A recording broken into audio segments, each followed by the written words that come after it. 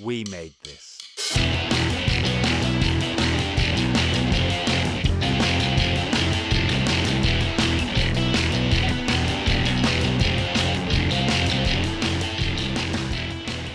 Hello everyone and welcome to Pick a Disc, the podcast where someone picks a disc to talk about for whatever reason they want to. My name's Matt Latham and I'm the host of this podcast. Yes, of course it's a podcast, you know it's a podcast. I mentioned the word podcast before, haven't I? Yes, I want to say that this is taking so long to record because I keep messing things up and I'm hoping that I'm not going to mess the rest of this up, so any ad-libs I might keep in. But yes, today I'm going to be talking to James Leon about Hunting High and Low by the band Aha.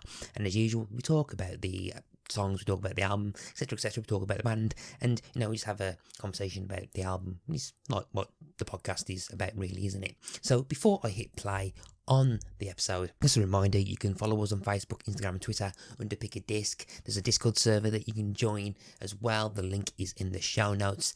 And as per usual, just follow us, like us on whatever podcast app you've got, and just rate and review us. You can do it on Spotify, you can do it on Apple Podcasts and not iTunes, as I keep referring to it as. It's not been called iTunes for a while now. And I think Good Pods also does that as well. But basically, anywhere that does podcast reviews, remember to commit opinion fraud and give us 5 stars, even if you don't think we're 5-star worthy, because I want more people to think we're 5-star worthy and then pretend that we're 5-star worthy, just to get people to listen to the podcast. And that's all I can say, really. But, yeah. Anyway, so with all that out of the way, let's talk to James. So I think you're the first guest, who's had music produced by another guest from my sound of it. So I think a couple of weeks ago I had Peter, who was known as DJ Polaric, who I discovered, produced or remixed a couple of songs of yours on Spotify. Is that correct? We've worked together on and off quite a bit. So Pete has aka Polaric he's remixed 3 or 4 of my tracks. We've also written my 2 most recent singles together, and he's done the initial production on both of those as well. So my track FOMO, which was released under the name Project XS, I wrote that with Pete, and he did the initial production. And then my single, I Thought You Were My Friend, he also wrote that with me and did the initial production. So and also remixed both of those, actually. So yeah, we've worked together quite a bit. Because he initially introduced us saying, oh yeah, I'm pretty sure James will love to come on and stuff, and he was like, oh yeah. And then whenever I've spoken to potential guests, there's always the same. And it's if I had a fiver for every time someone said it, he goes, oh, I don't know which one to pick, and you start talking about a few different picks and stuff, and you went for the one that you eventually went to, and I was like, yeah, definitely. Yeah, I can't wait to talk about this album. But I think without trying to spend too long talking around it, why don't you tell the lovely listeners the disc that you've picked for us to talk about today? So I have picked Hunting High and Low by Aha for Pick a Disc. Hunting High and Low was released on the 28th of October 1985 by Warner Bros. Records. I think it was released slightly earlier in the US, from what I could gather. Or it might have been. I might be getting confused with the single. I'm not sure.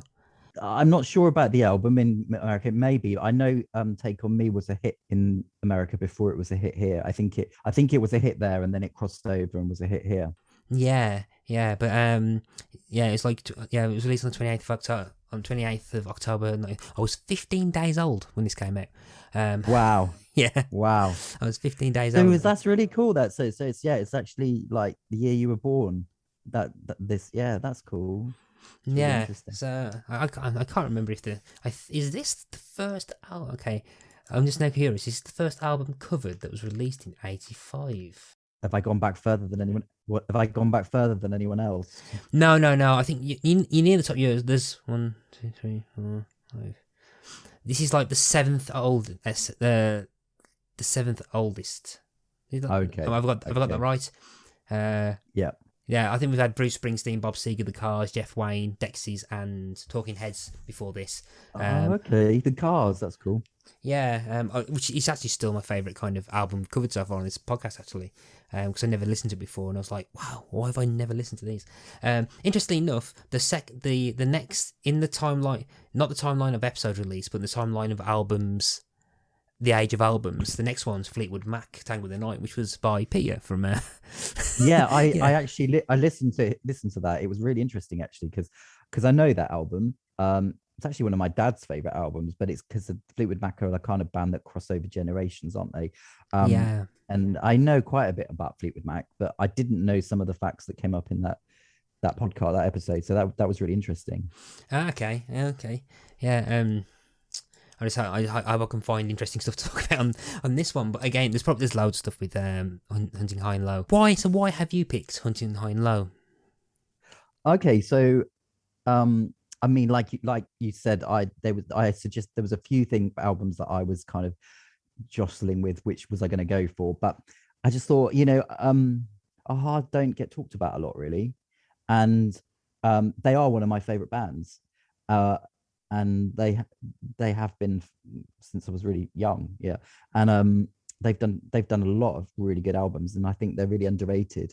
And I know we're going to talk about Take On Me later, but I think this was obviously their first big hit, and it was the lead single from this album. Well, actually, it wasn't the lead single, but it was the second single technically. But they're a bit overshadowed by that. But it's such a good album, and it means quite a lot to me because it reminds me of being a kid. But it's one that still, if I listen to now, it still resonates with me. It's yeah, I think it could be an album that you could relate to as a teenager or as an adult equally. It's got so much depth and atmosphere, and I think Aha were seen as like a teen band because Morten Harkett was such a good looking frontman and he was a heartthrob, and they were in all the pop magazines, and I think I just think that there's so much more to them, and I like some of their other albums probably. Well, maybe as much. I don't know. They've got some of their other albums have got tracks on there which are my favorite Aha songs, but this is a really coherent album. It's it's a mood, So yeah, it's just one. It just is one of my favorites, really. Okay. So, do you remember when you first discovered, or when you first listened to Aha, or was like your earliest memory of them? Can you? I think the first time that I came across them would be on a Saturday morning kids TV show. I mean, I'm aging myself here because I am old enough to remember when Aha first came out, and and I think I saw the video to Take On Me on Saturday morning TV. So it might have been something like, well, you won't remember it, but probably something like Saturday Morning Superstore, which would have been, you probably remember, like Live and Kicking, maybe. Yeah, Live and Kicking. It would have been the same thing, but an earlier version of that, basically. And I think one of those shows, anyway. And I saw the video, and I presume you're familiar with the video. You mean of Take On Me? Once or twice, yeah. Once or twice, yeah. And obviously, like, it is like one of the most it's one of the cleverest videos ever. It's just a really iconic video with that kind of cartoon action, that animation sequence into real footage, and so that it got my attention, and I don't remember whether I loved the song straight away, because I don't know if I love any song straight away because they have to grow on you. But that's definitely the first. I think that was it was through the video was the first time that I came across it. Yeah. I'm assuming, when did you get the album then? Because I'm assuming this was the first album of theirs you ended up buying or getting or listening to. Do you remember when you got that? Or? Yeah, I got the album that Christmas, actually. Not for Christmas, but I think I had some like money for Christmas or something. And I bought it. Obviously I was with my parents and went to a record store and bought the cassette of Hunting High and Low and played it at home, all over that sort of the Christmas holidays of that year. So it really reminds me of Christmas holidays, school holidays, 1985 into 1986. Yeah, a long time ago. Funny you say that. There's a YouTube comment from one of the songs. I can't remember which one it is. It was one of the singles, and one of the comments were, "This sounds like a Christmas song." Oh, really? Yeah. I think it's kind of. I can't remember which song it was. I'm narrowing it down, saying it's got a lot of synths in it, which narrows it down completely, doesn't it? But I think it might have been Hunting High and Low. I can't remember which one it is. I'm guessing it was that one. If not, I'm not gonna find it. It was deep dive. I do a deep dive on the YouTube comments for some stupid reason, on some of the just to get a hint of the reaction stuff. But okay, so it's more or less pick a cassette more than pick a disc, isn't it? For this Yeah, This one, yeah. it's that old. Yeah. Yeah. Because I started off on cassettes. I had hundreds of cassettes. I've lost them now, unfortunately. But um, yeah, that's right. That's how I started with it. And so was it one of the first cassettes you bought, or was it one It of the was first? what wasn't the first one, but it was one of the first. It was definitely one of my early cassettes. Yeah. Um, Okay. So, and how did you usually listen to it then? So, did you have a Walkman, or was it like I had a so? yeah, I had a Yeah. Walkman. Yeah, Uh, a little red one. Because that was kind of like a lot of them were bright red. Then it wasn't a Sony, it was a Sanyo, but it was so a portable stereo. Yeah, so I used to listen to that on that in my bedroom. Yeah. okay. So, and that was the main way you used to listen to music, particularly when you was younger. It was just I definitely I did have like a cassette player in my room as well, but I don't know if I had one by that at that point. I oh, can't remember. I can't remember if it might have been the Christmas after that I got my my double cassette player. So I'm not so probably the Walkman was the thing that I listened to, and I actually remember like listening to it in bed, like going to sleep, because your parents don't know you listen. Well, they do that. It's like it's not yeah, like watching a TV or something. yeah. Do you know what your Yeah. kids are doing this evening? Do you know where your kids are? It's the Gen X kind of like, what are they listening to in their bedrooms? And it's just and Yeah. like, yeah, Not that my parents would have. Not that my parents would have minded me listening to Aha, but I suppose they would have been like, "You should be going to sleep," yeah, yeah. Should we go to Yeah. sleep? It's like if you listen to stuff like Megadeth or Slayer or something, or like, Yeah. No. yeah, No. yeah. It's like listening to like the devil's music, or as I used to have a flatmate when I was a student, like going off piece a bit, who used to listen to like in hardcore metal full volume and go to have a nap whilst it was on, really loudly. It was on a big hi-fi system. It was just like, wow, how do you do that? I hate people. I don't hate people. I'm envious of people like that because it means they could probably get sleep just easily. I think. Yeah, Yeah. I mean, I can sleep pretty easily. I can sleep through a lot of things, but I don't think I'd sleep through that. No. Oh no, so that's nice. Yeah, I think I remember. I didn't have that many cassettes. I think I did have a Walkman, and the only kind of things I remember having Now 94 compilation on a double cassette. The Mr. Blobby single I had on a cassette, and I will defend my kind of guilty pleasure, the Mr. Blobby symbol, because of that kind of emotional attachment to having it on cassette.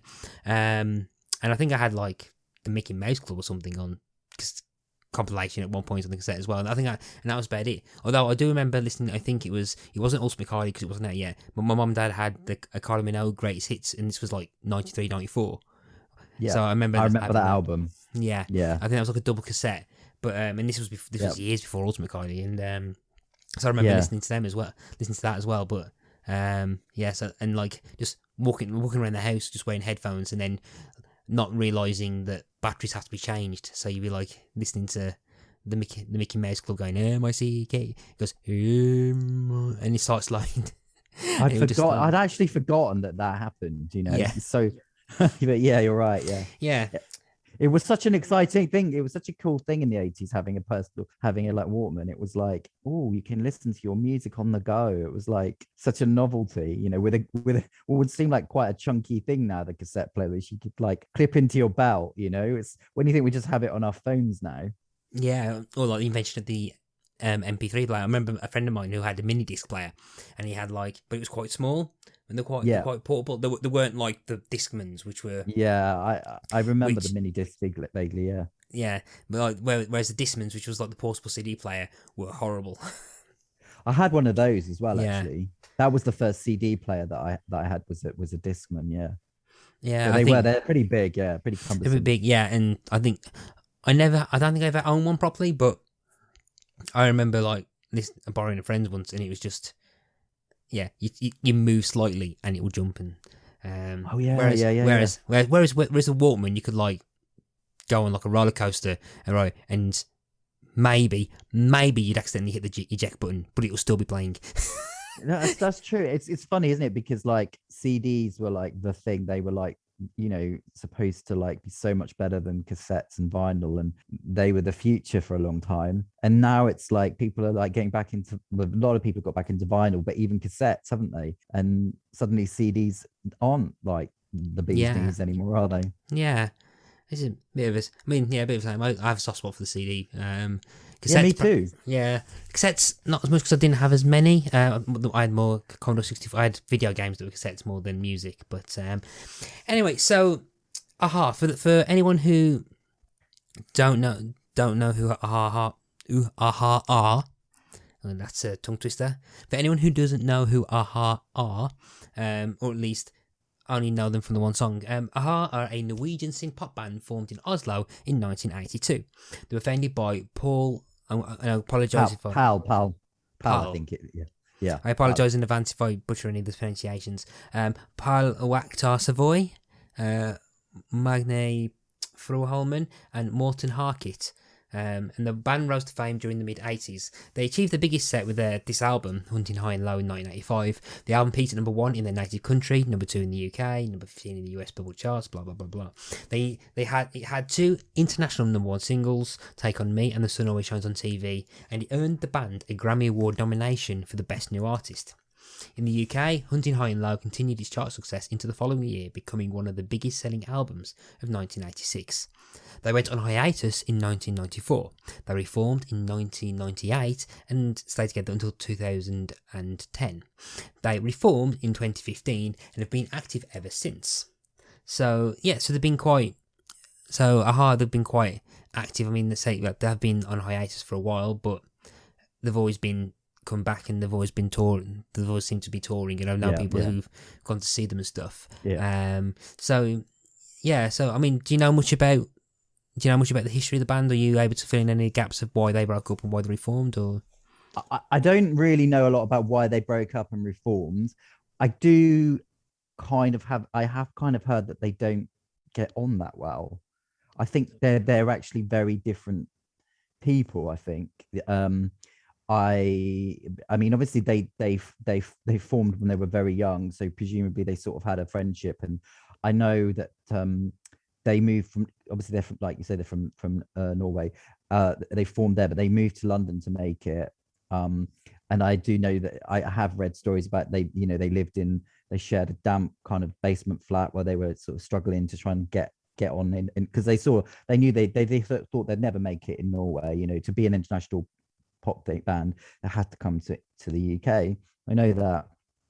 I think my impression is that Morten can be a bit of a tricky, maybe slightly aloof character, and I know that Pal is the kind of driving songwriter, and he's done a lot of lion's share of the songwriting. Yeah, that I was quite surprised at that, because I think, again, it's probably ill-fated stereotypical story where you automatically assume that the principal songwriter is the vocalist, or the leader and driving force of the band, when it's not. Well, if you think of, well, Fleetwood Mac's probably not the best example, but Fleetwood Mac had all different story songwriters in their own rights, but the driving force was the drummer. That's the drummer to be the driving force is very unusual, right? I guess with the Spandau Ballet is another example, because Gary Kemp, who is, I think, the bassist, is the bassist, he's the sole songwriter for the Spandau Ballet. And obviously they had famously, I don't know if you know, had a court case where the rest of the band sued him over the royalties, blah blah blah. But that it is unusual for the chief songwriter. Well, it is often the lead singer. You do tend to think that it will be. So because I thought that was quite interesting, that like the principal songwriter. I mean, I think the three of them all got writing credits, and and I'm assuming like that all three of them did have a hand in songwriting some lyrics or something, like lyrics and everything. But I think they're all got a credit on Take On Me anyway. But I think there are quite a lot of songs that Powell wrote himself. But I think they've all been involved in songwriting for the band over the years in some form.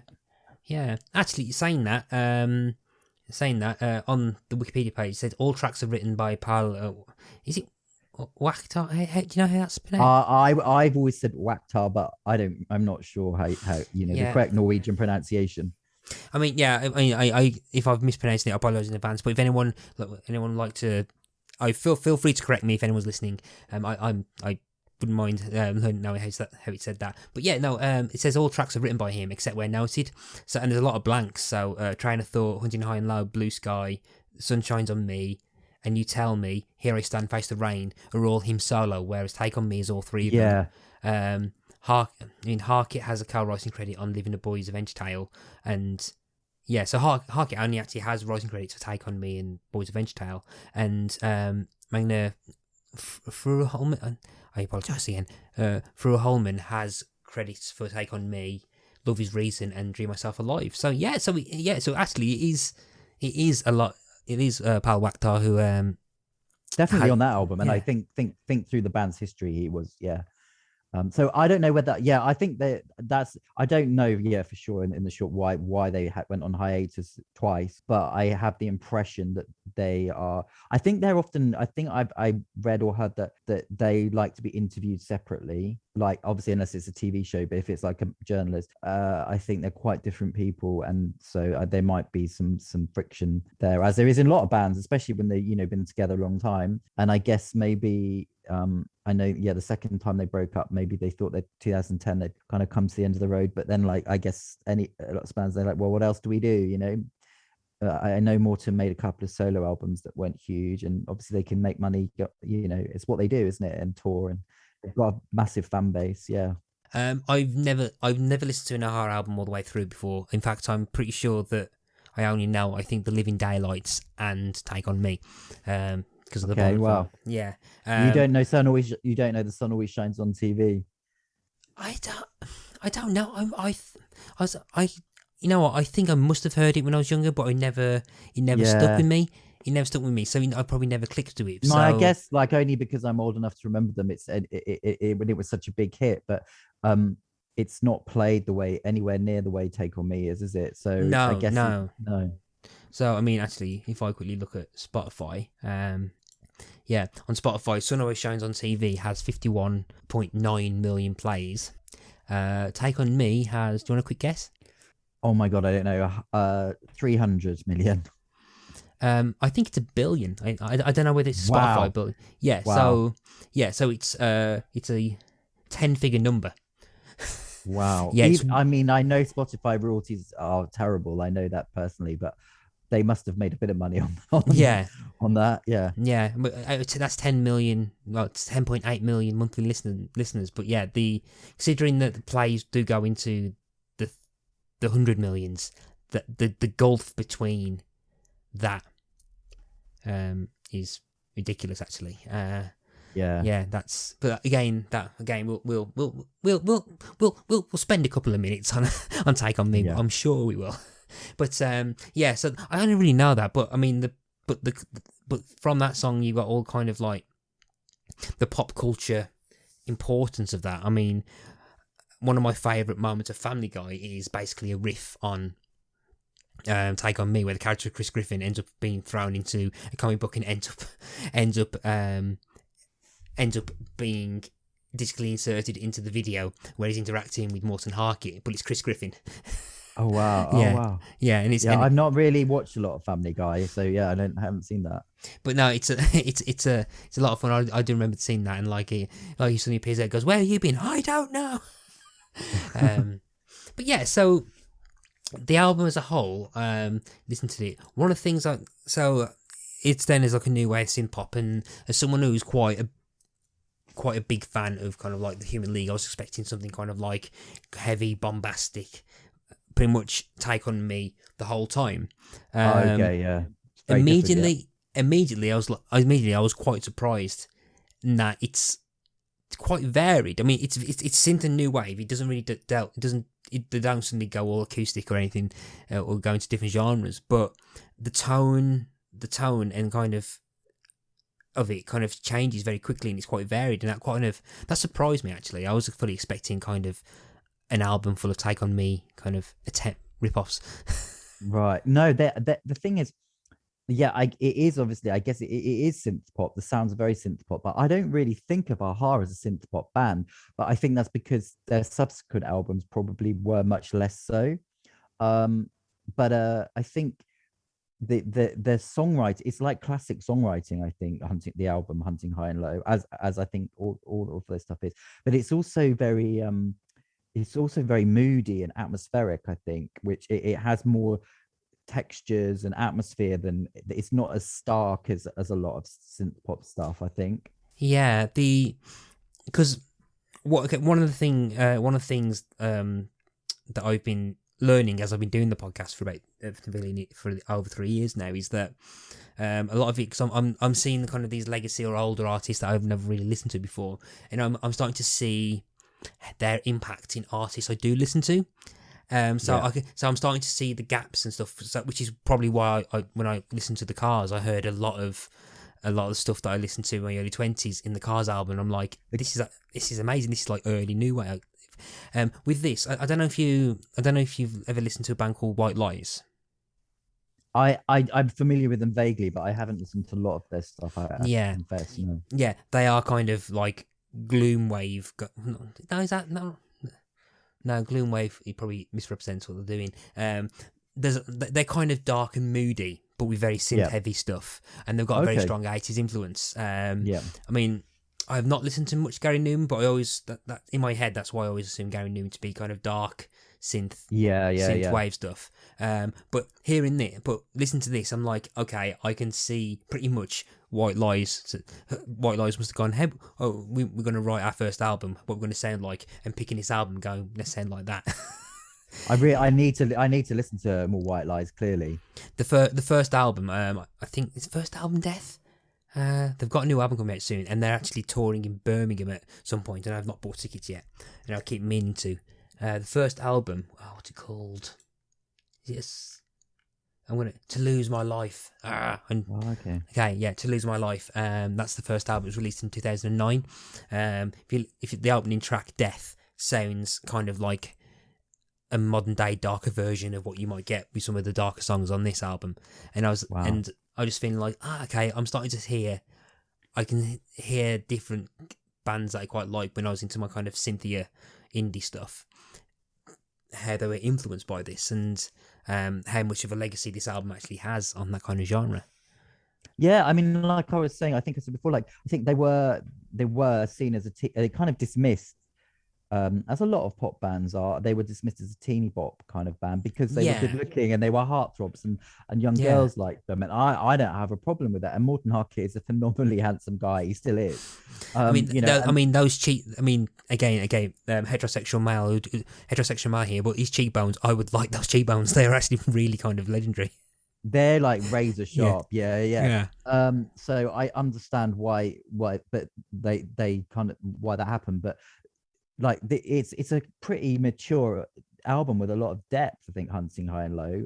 I think a lot of the 80s bands, were were very creative and interesting, and because I love Duran Duran, all those kind of people, but they're often dismissed because of the fact that their posters were on teenage girls' wall. But I think this particularly have a lot more depth to them, definitely. Yeah, especially like a lot of atmosphere on this album. It's very moody, very melancholic, and quite dark, but uplifting at the same time. There's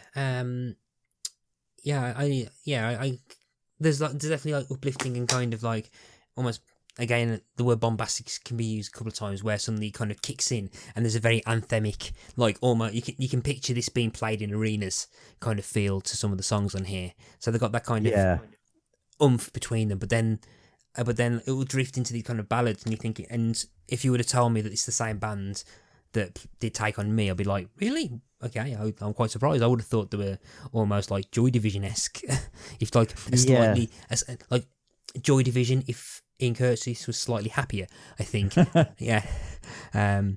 Just slightly, just a little bit, not too much. But and I think before we start talking about the tracks themselves, I want to briefly mention, because you're a songwriter yourself, and songwriter yourself, and because you sent me an email with a couple of with the Spotify link and stuff, and to have a listen to. And one of the questions I usually ask anyone who's a songwriter on here is, how much of an influence do you think this album or Aha would have had on this album? Now, I don't say Aha specifically to everyone else. I mean the artist covering. But how much did Aha, do you think, influence you? Because when I first listened to a couple of these tracks, again, I think it was. It's me misconceptions, because assuming because I think your "This Is James Leon" thing had like with the hat and led to wall. I was automatically assuming acoustic music. Yeah, I've had that before, which is interesting. Yeah. I think because I think it's kind of like the James, because it's James' surname. I think it was like the James Taylor or kind of. Oh, okay. James I was actually named after James Taylor, allegedly. Oh, okay. Because right. my mum's a big fan of James Taylor, but no, yeah, but I don't think that his music has particularly influenced me. No, no. Yeah, because I remember looking at it, it was like, and I was expecting a kind of like I don't know. I think it's because I think your profile picture has you in a hat and stuff, and I don't know whether that's kind of trouble. But so I listened to it, suddenly I think it was a remix that played first. I'm like, okay, this is very synthy, and there's a lot of kind of like electro pop elements to it. Yeah. So do you think Aha have a strong influence on your own music? I mean, being honest, not at all consciously, but probably it have. I mean, I have had people make a lot of comparisons with various people from the 80s to my music, like Pet Shop Boys and Erasure and Duran, maybe not Duran, Human League and stuff. Yeah. I haven't had the Aha comparison before, but I would love the Aha comparison. But I'm sure that their music is somewhere in it's in my consciousness. So I'm sure it has influenced me. Yeah, but it's not something I'm going to try and sound like Aha. No. Yeah, it goes, I want to reach Morton Hackett levels of like apparently he can sing up to 5 octaves or something. I remember reading about. His voice is just insane. Like, and the thing is, again, like not totally underrated. And I mean, I really cringe at this now. So I don't really genuinely do covers, but I've performed at a few Pride festivals in the past. One of which, and they kind of like covers at those because people off their face, they don't really want to listen to music they don't know. And so I played at one, and they were like, you can do 2 of your own songs, but we'd like 2 covers. And so it was fun to try cover. I don't know what possessed me to do Take On Me. I mean, this is quite a few years ago now, and I know it was I wasn't good because it's so high, and I can't sing as high as that, unfortunately. And yeah, he's an amazing vocalist. Yeah, I'm trying to think about it. It's one of the more iconic high notes, I think, or at least one of the high voices, or how he can reach that. But quick, slight deviation, because you mentioned a few other kind of bands there and everything. And one of the things I always find quite interesting is kind of music genealogy, about where certain bands lead other people. So you mentioned kind of Erasure and Duran and all this stuff. Were those people that you're listening to alongside Aha, or did you listen to them later? Do you think this affected your music listening to go towards more synth-pop? No, I think I was just listening to whatever was around when I was a kid, really. So I wasn't even consciously thinking synth pop. It was just what music sounded like then in the 80s, really. So I don't think I don't think that listening to Aha led me to anything else specifically. I think maybe the fact that they're Scandinavian made me particularly like them because I always loved ABBA, and obviously there's still never been that many massive Scandinavian bands, but it was before Aha. I think ABBA probably were the only ones, so it was like they gave them. I think it makes them a bit interesting, because Scandinavia is quite different and unusual, I think. Yeah, I again, like when I was like 20, early, like 19, 20, early 20s, I went through a Scandinavian indie synth phase.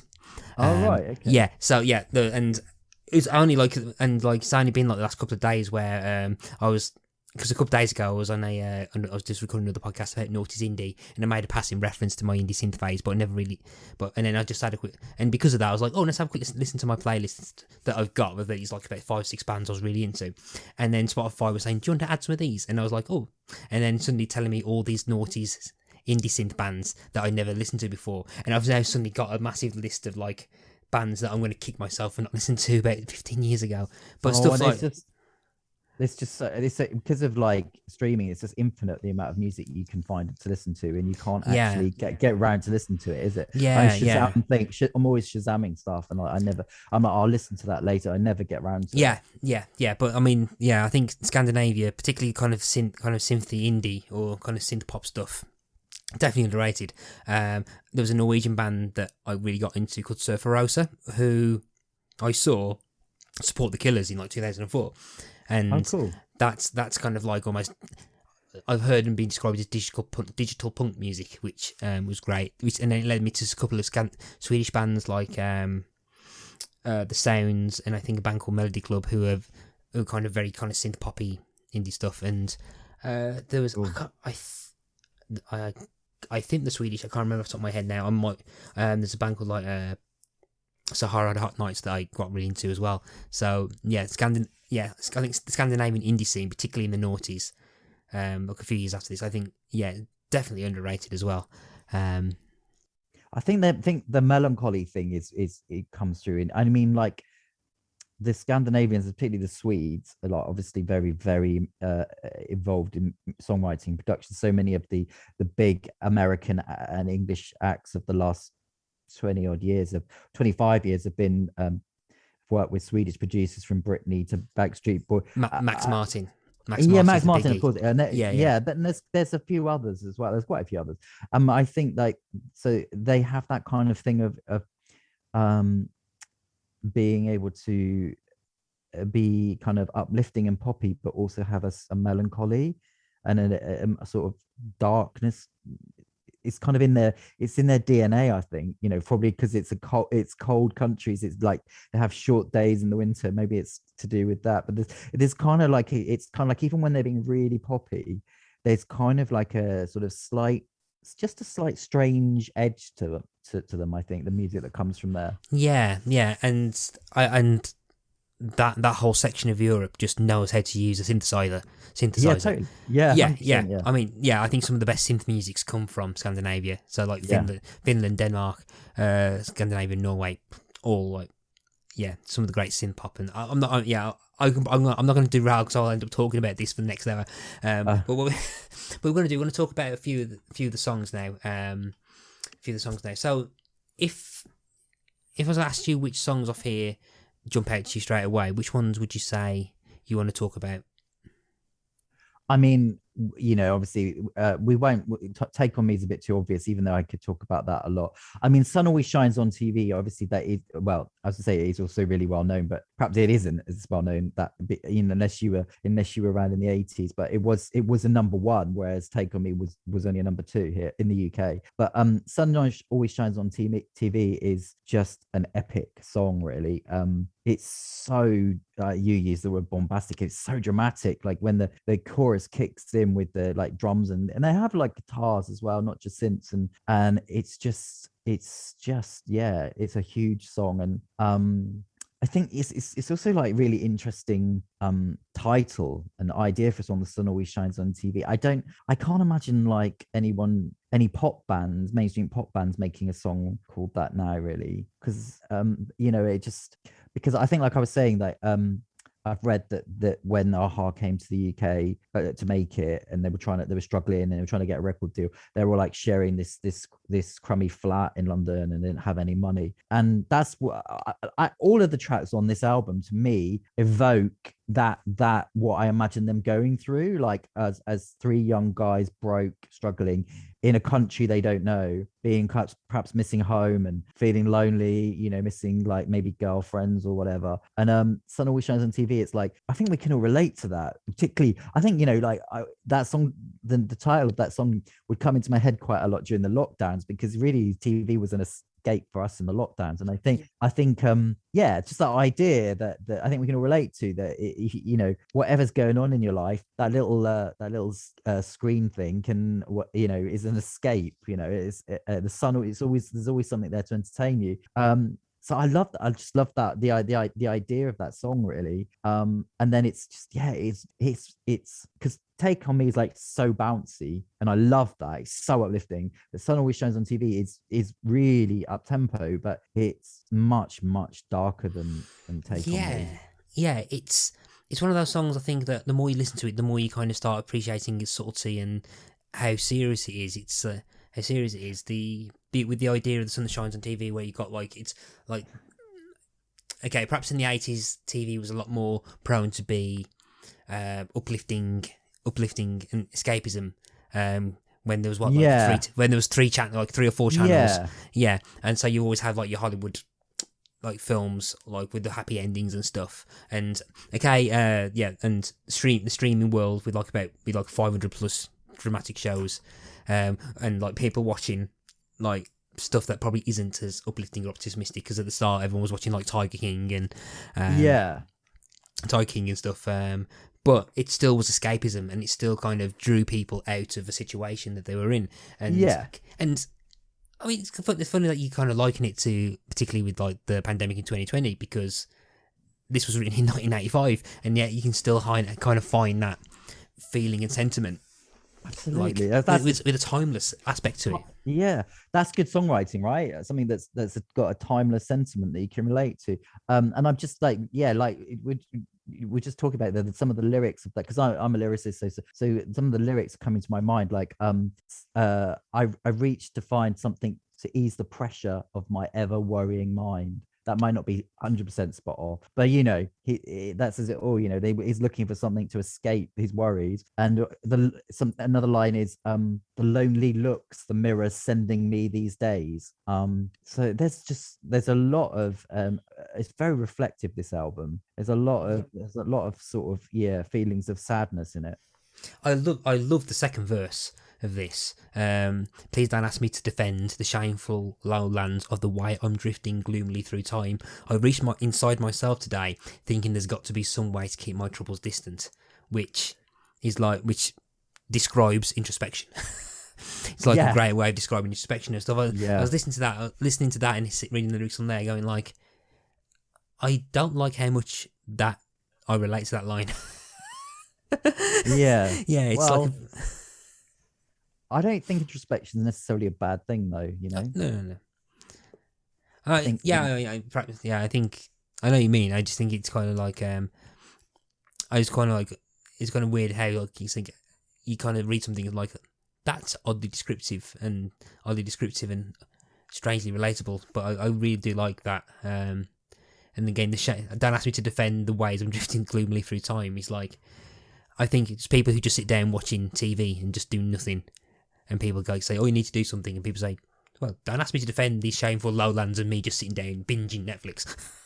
I love that, right? I think like doing nothing is actually quite underrated. It's like, why do we always have to be productive? Why do we always have to be achieving? Again,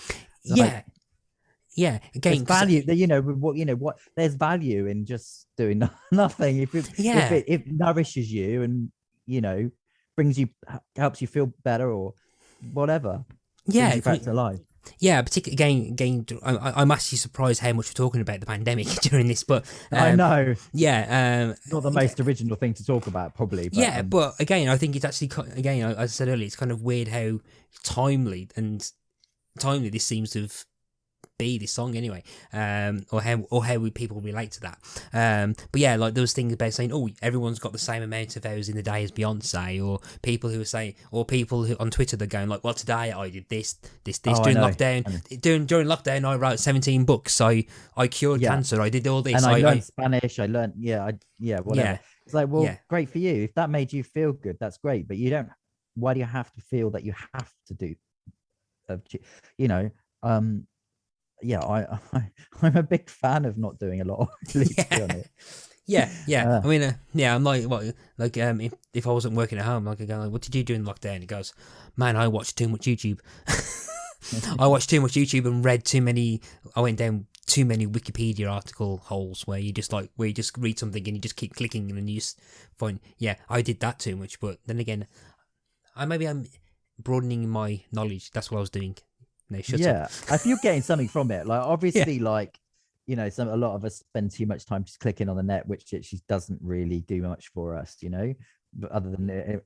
But I mean, if you're reading a book and that's taking you somewhere else and you're getting that's inspiring you, or even just watching a TV show that you're really into, we need to switch off sometimes. I mean, I don't get me wrong, I like to achieve things and be productive, but I don't understand the idea that you've always got to be being productive and achieving things just to show the world that you're always achieving. It's a weird idea, really.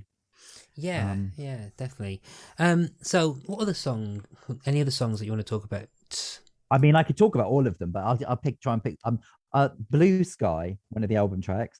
That's like, yeah, I mean, they're all really atmospheric and evocative.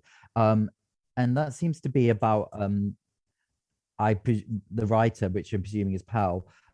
It says he's in a coffee shop because he says the lady at my table doesn't want me here. I just want to talk to her. But would she laugh at my accent? Would she make fun of me?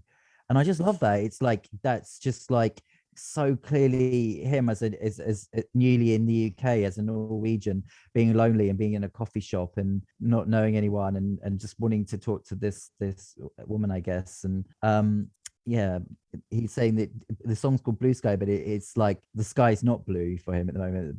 I think the line is was it blue skies come and go, or blue sky? There's basically, I can't remember the line now, but he's basically saying there is no blue sky for me at the moment, kind of thing today. Yeah, since you've left, I've been watching blue skies come and go. The blue sky. Since you've left, I've been watching blue skies come and go. Yeah. So he's obviously pining also for someone he's maybe broken up with, but yeah, I'm someone that spends a lot of time in coffee shops, so particularly I was going to bring that, so slightly bit of context, because I think when we was contacted, you added me on Facebook, and then one of your kind of ongoing threads is stories from the coffee shop, and yeah, when you that's mentioned right. Coffee shop, I was like, and part of me wanted to ask whether your kind of stories from the coffee shop was influenced by this song, but it probably wasn't. But it wasn't, not consciously, no, but I do love coffee shops, and I do just love that image of this song. Is just a lot of imagery, all of the songs on this album, but there's a lot of imagery, and I just love that kind of quite sort of sad, reflective image of him sat in a coffee shop, being lonely, new in this country, so, and it's a nice song, it's very understated, and Morton, as always, delivers a great vocal on it. yeah, and again, with the added context, he said like of perhaps like three. I mean, how well were they when they moved to London? They couldn't have been that. I mean, I don't know exactly, but I think they were probably early 20s. I think like they were like when they sort of became famous. I think they weren't like super young. They were about maybe 26, 27 possibly when they became famous. So they could have been 23, 24 maybe when they first came to London. I'm not sure. So yeah, Morton is 62, Pal is 60, and Magna is 59. So minus 36. Yeah, so 23. Yeah, mid-20s. Yeah. So fairly young, yeah. Yeah, so and then before then, so there was like early to mid-20s and stuff. So yeah, in a probably strange country. So so there is that almost like loneliness that goes through on this song, where like, because it does feel like he was writing this as he was sat in a coffee shop, feeling perhaps a bit lonely, people watching. So it's quite nice that they have that kind of like slice of life and kind of world building in that kind of small. And I quite like songs that do that, where you kind of read into the lyrics and you get in this head of this whole situation that's happening, where he's just sat feeling a bit sad in a coffee shop. Yeah, and it's poetry, really. Yeah, yeah, it's observational. It's more interesting. I don't have a problem at all with it. Well, it is. I guess it is a heartbreak love song, and I don't have a problem with those. But it's more than just. There's more going on than just I love you and you've left me. Do you know what I mean? Yeah, It's more balanced. So which song do you want to move on to next? Shall I talk about Love Is Reason? Love is Reason. Love Is Reason. I think is probably is a bit of an anomaly on the album. It's probably the most straightforwardly poppy, perhaps even more so Well, at least as much so as Take on Me. And I think it was actually their first single, but I'm not sure if it was released in the UK, but it flopped in Norway. And it's very Euro sounding.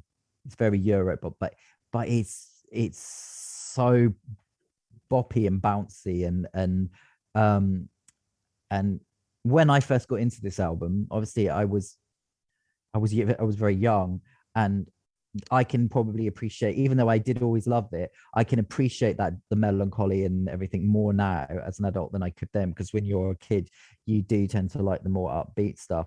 And Love Is Reason is just pure pop. And I feel like it was the big hit that never was really. It's a little bit. It sounds like it. I think it. It sounds like it was recorded very early on for them, and it's perhaps a little bit. The sound isn't perhaps as polished, but yeah, it's just a great bit of Europop, really. Yeah, and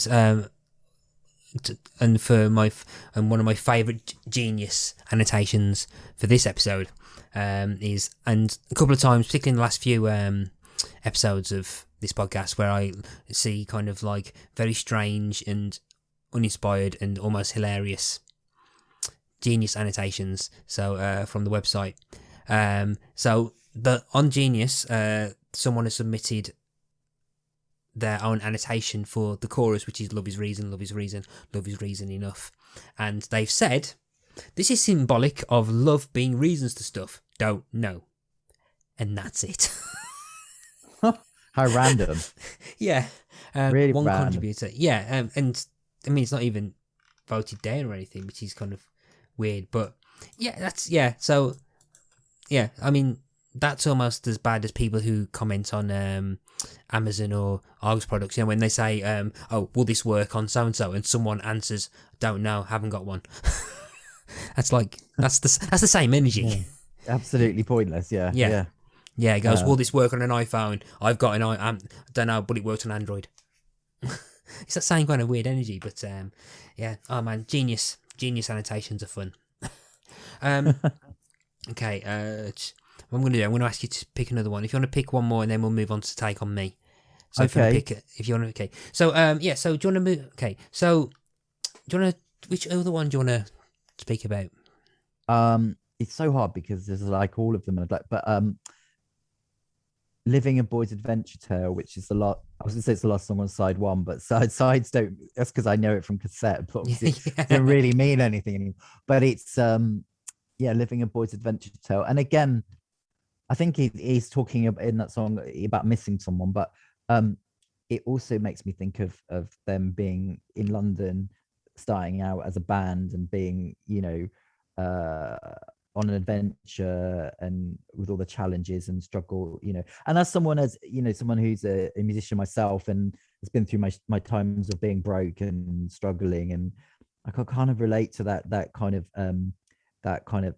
energy of, you're living in a crappy flat, and you don't have much money, and you're buying cheap food and you're getting by, but it's like when you're young and you're starting out, it's like an adventure. So yeah, and that song is, I mean, I feel like I keep saying it because it's true of all of the well, apart from the Take on Me and Love Is Reason, it's true of all the songs. It's just, again, very, very reflective, very atmospheric, very poetic, all those things really. Yeah, and again, I think when I asked you the age earlier, I was assuming they was slightly younger than they actually were. I thought they perhaps would have been very early 20s, as in like just they were slightly older than a lot of big pop bands, I think. Yeah, so this is kind of like, so you'll get kind of songwriters, particularly you'll get kind of like the kind of overexcited like teen bands who are probably writing about stuff that don't really have that much life experience or experiences with relationships, sort of interaction and stuff. And so so you get the impression that this, because when you reach the early to mid 20s, that's when you start realizing you have life experience, and you can start slowly to dispense wisdom or based on experience and stuff. And you have that kind of idea where it's like here, where it's, I mean, I don't know whether they're being kind of snarky towards the decision to move to London here, because Living a Boy's Adventure Tale seems to be kind of, is sarcastic the right word? I don't know, the way it's sung, it doesn't seem to be like, you got the idea that when you're young, you're dreaming and going on these adventures and stuff, and like doing all these sorts of things, and you have all these plans and ideas and everything. But then reality hits you in the face with a wet brick, and it's never like that. I feel like, I think this has very similar imagery, but you're saying, but when you're looking back at what you're doing now, so it's, oh, this is the little boy's adventure of like sitting in a house paying taxes. And I feel there's like that kind of cynicism. That's it. There's that kind of cynicism of it's definitely of realising, and so I quite appreciate the kind of like storytelling and kind of like, that kind of like almost like sarcastic, kind of cynical commentary on like kind of life, which I kind of really appreciate it. I think I'm starting to learn that I kind of misjudged. I think I've completely misjudged the songwriting ability of Paul Akhtar. I think coming from, I just assumed there was kind of like synth-pop songs and stuff, but there is a lot of kind of nuanced songwriting in his lyrics that are genuinely surprising me. And I don't think you're the only one. I think unless you're like a proper ha fan, I think it's bypassed a lot of people, because they, like I said, they've been kind of just dismissed as the band that did Take On Me, really. And I think mentioning that, I think it's I think we time to speak about that small song called Take On Me. It's Take On Me, I think, has sold 7 million songs international, 7 million copies internationally since it's been released. It's got one of the best videos of all time, or one of the best videos of all time. It's got perhaps one of the best synth riffs from the 80s. 100%. As I mentioned earlier, that high note is is probably pissed off so many karaoke bar owners for the last 30 years. I bet it has. The amount of drunken people who think they can reach that high note. It's painful even thinking about it. I mean, I mean, is there an argument that it's slightly overplayed? Do you think it's overplayed and overrated before we? There's so many songs that are overplayed, and there's so many songs that I just would rather never hear again. Songs like Come On Eileen or whatever. But you know what? Take On Me, I don't ever really get bored of it. I think it still sounds fresh. It still sounds fresh to me, and it still uplifts me and makes me feel good. I've not got a general consensus from the fans on this, but like particularly from previous episodes, I think you say like Come On Eileen. I mean, my friend Addis, who was on the episode talking about Kuturaye, the album that's on, because he's a massive Dexys fan, and I've seen him hundreds of times after a bit of the old alcohol, dancing along to that song. He's managed to get that song played in rock clubs by badgering the DJ. But you get the kind of sense though that either the band or the hardcore fan base dislike a certain big hit, where where they probably think, oh, the band is much more than that song, and they kind of resent the hits. I think that's really common. I think that's common of a lot of bands that have had one. The odd ones that seem to slip through the cracks. Doesn't seem to be that much negativity towards fans of Aha. From what I've got, then again, this might be suddenly co-opted by a bunch of like Aha fan communities, and then I was saying, oh no, we dislike Take On Me. Come on, you're always going to upset somebody, aren't you? There's always going to be somebody on the interweb. But generally, I'm getting the impression that still, as much as it's big, and like the half fan base seems to accept that people will like it and just not moan about it. But it is a generally really good song. It's great, and it's an amazing song. It's just. I mean, I don't know if you're aware that wasn't the original version. Yes, I only read about this slightly earlier, and I think I must have remember reading about it a while ago, but and forgotten about it. But apparently there was a version of it from a year before with a different video. Yeah, it was released 3 times in the UK. Oh, okay. I'm not sure if the second release was the most recent, the final version, but I know the third, the video was really kind of made it big, you know, on the third release. But I know that, yeah, well, I haven't listened to, I have listened, I don't think I've listened to the first version, but I don't really know it very well. But I know that they changed it quite a lot because they felt that obviously they believed in the song clearly because they stuck with it. But they felt they hadn't quite got it right, or the record company did. Yeah. And interestingly, I think there's a couple of producers. There's two or three producers on the album. The one of the producers on Take on Me is a guy called Alan Tarney, who actually used to produce a lot of Cliff Richard stuff. So you wouldn't really connect Cliff Richard to Aha. So I think that's always quite interesting. Okay.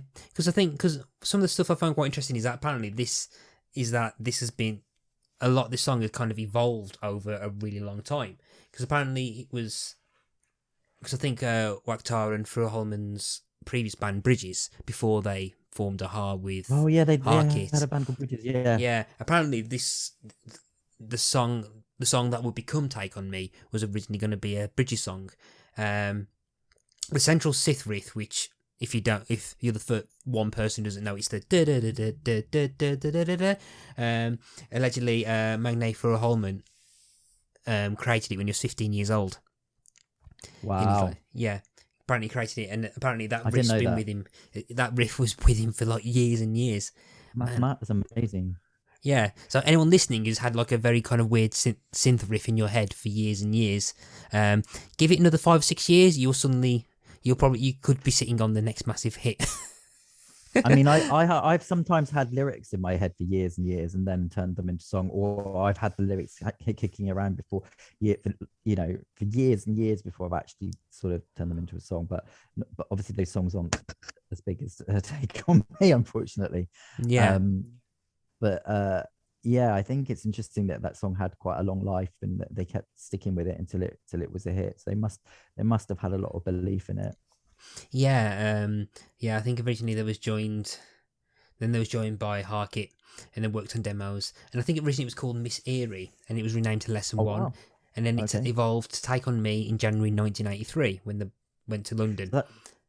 So that's still like that's still 2.5 years before at least before it was a hit. So that's I think interesting. I think the original version was released in '84 from the sound of it. But apparently the song was intended to show off Harkit's vocal range, which led to his vocals doing this spirally thing.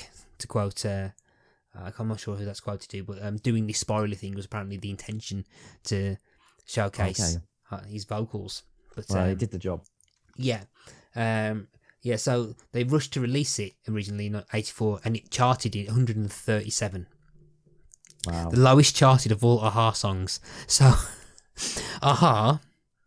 So now, Take on Me is perhaps both one of the highest charting and lowest charting Aha songs ever. There you go. Never give up on a good song. Yeah. Something that will probably be only of interest to Colin Jackson Brown from We Dig Music, although I'm assuming he already knows this fact because he's Colin.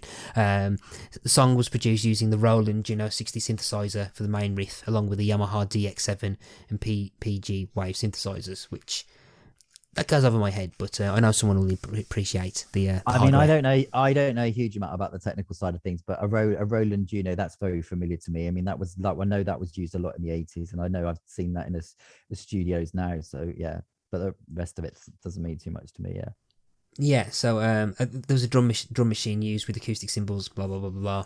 And then I think before we move on, I just want to just briefly talk about the video properly, slightly, because the video, if any of you don't know what we're talking about, if you look at the video, guaranteed you must have seen it at some point.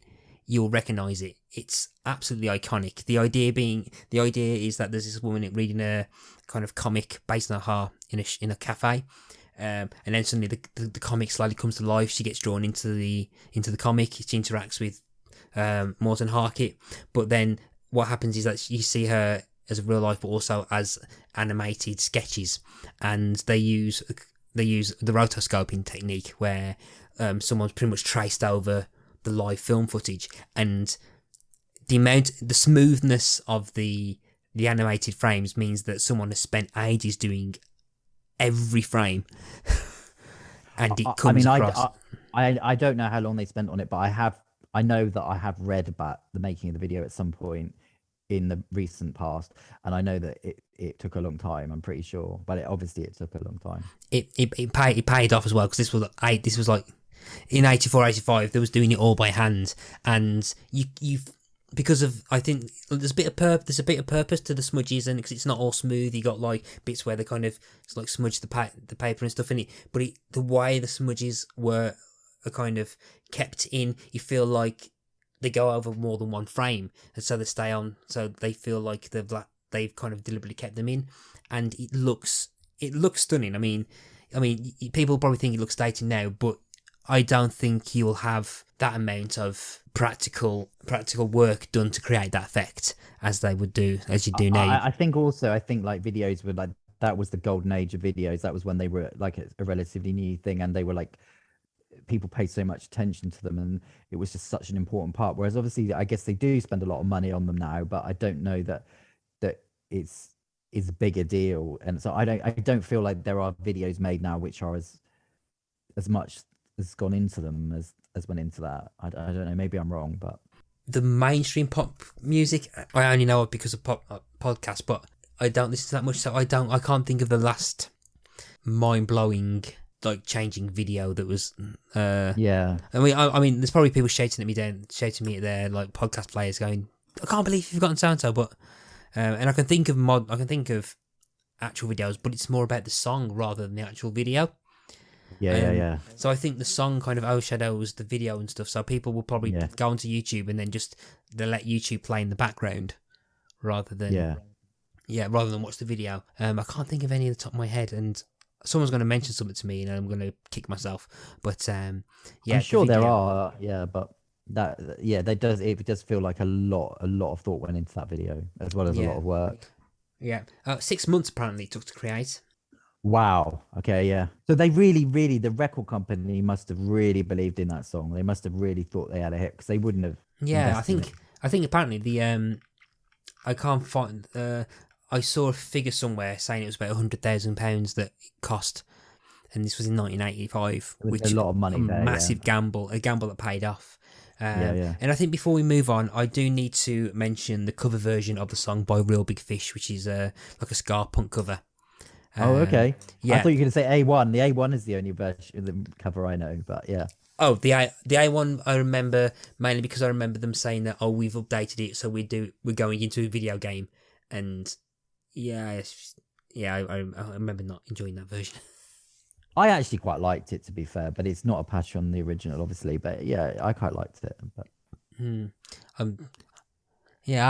wasn't much of a fan of it, if I was completely honest. But the Real Big Fish version, I know they filmed a video for it because it was actually on the soundtrack of one of my favourite films of all time, which is Basketball, which is the Zucker brothers film starring Trey Parker and Matt Stone from South Park. Okay. We can move on to the reception, and its reception. So it was a breakout album. On its release, it peaked at number 15 on the Billboard charts in the US. It granted them international recognition. It got 3 times platinum status in the UK, platinum status in the US and Germany, gold status in Brazil and the Netherlands, and it reached number 11 in the European Top 100 Album Sales chart. It peaked at number 2 on the UK Albums chart, and it re-entered at number 83 in 2015. You know? I saw that and I was like, I'm trying to figure out why, and then realised it was probably its 30th it was anniversary. remastered. It was remastered, I think. Yeah, probably 30th anniversary as well. I think they added they did a new version with. I didn't know this till today, because I think they added some demos and stuff to it.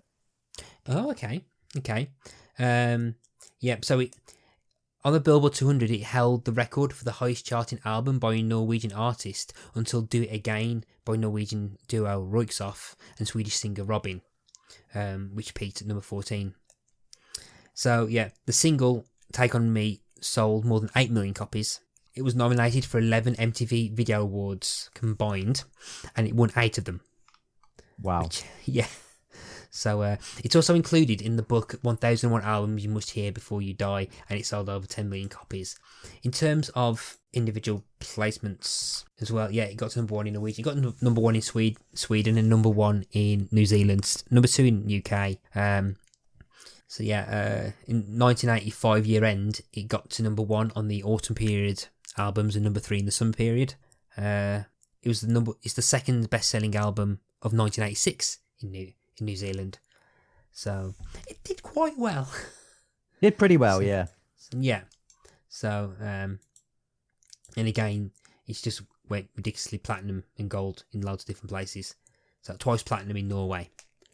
But as always, I think the number, because I think it's based on the population size, because it's gone twice platinum in Norway with about 230,000, but then got 3 times with 900,000 in the UK. So it's small country Norway, right? Well, I mean, small population. Yeah, I think it's the I don't know whether it's percentage or a ratio of what to get to certain points.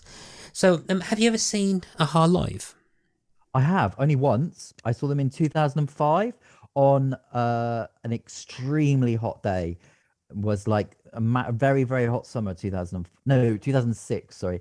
Really hot summer, and it was mega hot day, one of the hottest days ever, I think, in the UK. I might be exaggerating, but I might be right. Anyway, and it was at in Docklands outside, and they were so good. It was so good. So where was that Docklands? Where was that, London or in London? Yeah. Like it wasn't I can't, it's not a the venue wasn't, it's not a venue that's used very, it was like an outdoor space that I can't remember what it's called, but it's not somewhere where there is often concerts, but it was at Docklands somewhere outside, and yeah, they were so good. And I obviously had been a long-term fan at that point, and that year they had released the album Analog, which is one of my favorite albums of theirs, and I'd kind of like perhaps really got really back into them then at that point, because I think they'd released 2 after they'd been on a hiatus the first time, they'd come back and they'd released a couple of albums, and then Analog was the third. But the previous 2 albums they'd kind of passed me by, so I wasn't listening to them so much then. And then Analog came back out and loved that album, and then really got into them more than ever, and discovered the albums that I had missed. But there was just, yeah, I really felt when I saw them, I was like, God, people really should appreciate what a good band. And I was meant to go with 2 friends of mine who are a couple, one of which is like, she's like a really big Aha fan as well, because we always used to bond over them, and they couldn't make it because they'd actually gone on holiday. So I ended up giving the tickets to somebody I worked with, and his wife, and they didn't really know Aha that well, but they were really into live music, and they were like, well, the guy was just like, these are such a good band, they're so much better than so many other bands that get lauded a lot more. Morton's voice was amazing. Yeah, it was brilliant. Oh wow! Okay, so good that you saw them live. So that's the only time I would like to see. I'd like to have seen them more, but yeah, so far that's the only time. Hopefully, you get a chance to at least see them again at some point. Yeah. So, but yeah, I think they're still active, and I think they seem to be still active. And I mean, like, still like only around the 60 mark, so they're still quite. So, if anything I've learned from this, yeah. Well, Hunting High and I think I don't know whether it was affected by the pandemic, but in the last 2 or 3 years there was their scheduled tour where they were doing the whole of the Hunting High and Low album live, but I couldn't. The tickets had sold out when I became aware of it, so I wasn't able to get a ticket for it, unfortunately. Oh, that's a bit of a shame. So people have listened to Hunting High and Low and they want to go elsewhere. Where would you direct them next in the discography? Which album of theirs would you direct them next? Well, so I mentioned Analog, which was a much more recent one, which is 2006, or maybe it was recorded in 2005. And it's a very different album to Hunting High and Low, but it's a really good album. So I definitely recommend that one. But also the follow-up to Hunting High and Low, Scoundrel Days, that's a really good album. And I mean, if we think that Hunting High and Low is dark and melancholic, Scoundrel Days is a lot more darker than Hunting High and Low. It's a lot. Okay. It's less. It's still poppy, but it's less poppy. But it's a really good album. Yeah. Oh, okay. Yeah, so if anyone wants to explore Aha further, that's I think albums to check out. So, okay, we've reached the end of our conversation, James. So all we've got left now is the very important, most important part of this podcast, which is the Spotify Hall of Fame playlist. Now, for anyone who's listening to this for the first time, what this is, I'm going to ask James to pick one. For anyone who's not listened to this before, what this part is I'm going to ask James to pick one song from this album to be immortalised forever in the Spotify Hall of Fame playlist. I can't veto it. Whatever James says goes. So, James, if you want to have the very tough and daunting task to pick one song to go onto the playlist, which song are you going to pick? I think I was going to pick Blue Sky, but I think I should pick Hunting High and Low, the title track, because it's a single, but I'm realizing that a lot of people won't probably know it, and it's a really beautiful song and it's really classic. So I think I should go with that, Hunting High and Low, the title track. Okay, Hunting High and Low. Hunting High and Low. Well, yep. So that's now added onto the playlist, following the National and a song from the Final Fantasy X video game soundtrack. So looking forward to how this. Looking forward to this. I'm liking how the 80s are getting, how the 80s mark is getting going for the playlist. So, and with that, we've reached the end of our conversation, James. And Jose, thank you ever so much for coming on. So, if people want to find you and your stuff and your songs and stuff, where can they find you? I mean, like all artists, I'm everywhere on all the streaming sites. James Leon. There are unfortunately a couple of other James Leons, but you'll Electropop, The Hat, you'll find me on Spotify, Apple Music, YouTube, SoundCloud, whatever your platform of choice is. But yeah, I could do some more plays, so please check out my stuff. Yeah, I mean, I had a quick listen for the first time yesterday, and I think if you're kind of into kind of like electro pop stuff, yeah, I think there's quite a few nice tracks that you've got on there. So I definitely recommend giving you a listen. So cool, thank you very much. Yeah, and with that, I mean, it's the end of our conversation. So thank you ever so much for coming on and getting me to listen to an Aha songs that just wasn't just Take On Me. Oh no, it was a pleasure. I actually could have talked about the album for probably another couple of hours. So I really enjoyed it. Thank you very much. And I'm glad that I've opened someone else's ears to Aha beyond Take On Me. I feel like I've done something worthwhile. So thank you.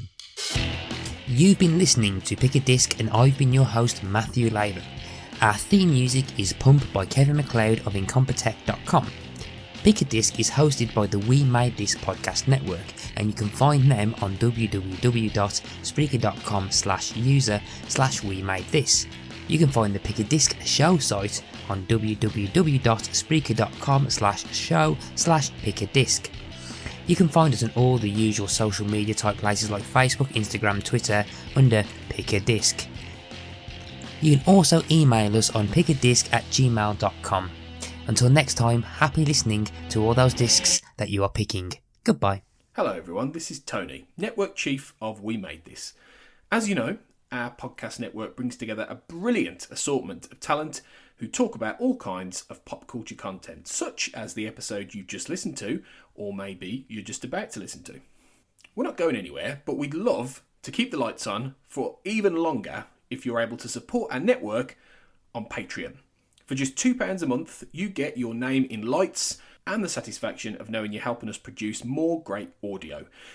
And for £3 a month, you'll get your name in lights, but you'll also get access to an exclusive bi-monthly podcast from the We Made This talent pool on podcasting, pop culture, and, well, you tell us. We'll take your suggestions. For less than the price of a coffee per month, you can help keep We Made This going. Just head to patreon.com/We Made This. That's patreon.com/We Made This. And get the ball rolling. Now, back to your scheduled programming. Elsewhere on We Made This. The Failed Critics Podcast. This Leatherface isn't a young guy anymore. He's a big guy. He's an older guy. Like, just sprint a little bit up the road and shoot him. Like, he's got a big chainsaw as well, that if he's swinging it around, he's got to be careful with it or he's going to hurt himself. He's not going to be quick. Literally, some of them have got guns at some point in this film. Just sprint 20 yards up the road and shoot him. There's a number of plot holes in this where the Hardesty character has the opportunity to point blank him and just doesn't do it. And it's just like, you've gone all this way, you've waited 50 years to see him again, and you could literally just blow his head off. Yeah. He's not posing any threat to you whatsoever. In fact, he's sat on his bed waiting for you to do something. And then you have a little chat with him. So just blow him away. Free with this month's issue. Quite often, things that go fast is good. But that's not, because it doesn't go really fast. Yeah, just goes faster. Yeah, and also when you've been ominously stalking, which is what that bass line does, it's just ominous, then going fast is not. You know, like Jason Voorhees doesn't run, does he? No. He doesn't need to. He remains just ominous appears the whole time. Yeah, but that's what this song should have done. He's not Jason Voorhees. He's the T-1000's brother. And did the T-1000 run? Not really. Yeah. Like, I mean, a bit, but not that a bit lot. when he's fucking chasing after them in the car, he's definitely running. Maybe quite that's famously. why he did it. You know what?